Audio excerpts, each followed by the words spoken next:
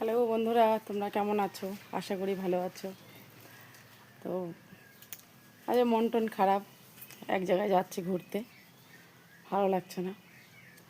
কারণ দুপাকে বিশ্বাস করতে করতে হয়রান হয়ে গেছি, ভালো লাগে না আর। বিশ্বাসঘাতকতা সেই পিছে থেকে ভালোভাবে করে। আর তোমরা হয়তো জানো, অনেকে জানো, দ্বিতীয় সংসার এটা আমার। তার আগের পক্ষের বউ এসেছিল কালকে, আজকে সকালে গেল। তো তারা খুশিতে আছে, আনন্দতে আছে। মাঝখান থেকে আমি দোষী হয়ে গেছি, অপরাধী হয়ে গেছি। আর কি বলবো, যার জীবনে কখনো সুখ থাকে না, সুখ চাইলেও কখনো সুখ পাওয়া যায় না। আর সুখ মনে করে থাকতে হয়, সংসার জীবন, কি করতে পারো, নিজের কিছুই করার নেই। আমি এক জায়গায় বের হয়েছি, এক জায়গায় যাব মেয়েকে নিয়ে। আর কি বলবো, মনের মধ্যে ভালো লাগছে না। ওই কারোর সাথে কিছু শেয়ার করারও নেই। কাউকে কোনো কথা বলবো, তারা বাড়তি করে আরও কিছু বলতে পারে।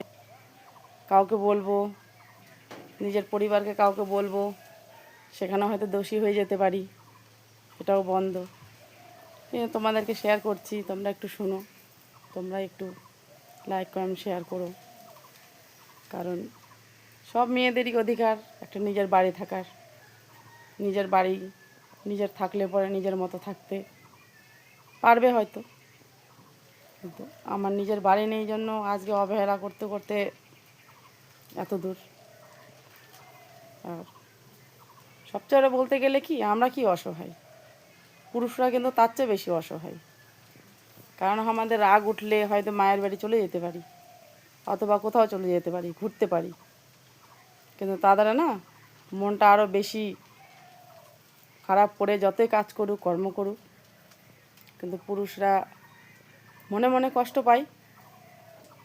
কিন্তু বউকে যে শ্রদ্ধা, বউকে যে সম্মান করে না, সেই পুরুষরা সবসময় কষ্টই পাবে। কারণ পরের নারীর উপরে চোখ যার যায়, তা তো স্বভাব পরিবর্তন তো কোনোদিনও হবে না।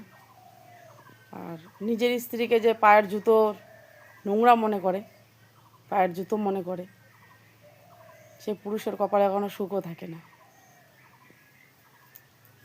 আর ঘুরতে যাচ্ছি বলতে দেখাবো, যদি ভিডিও করতে পারি তবে। এটাই শেষ ভিডিও করলাম এখানে, আর কালকে হয়তো দিতে পারি।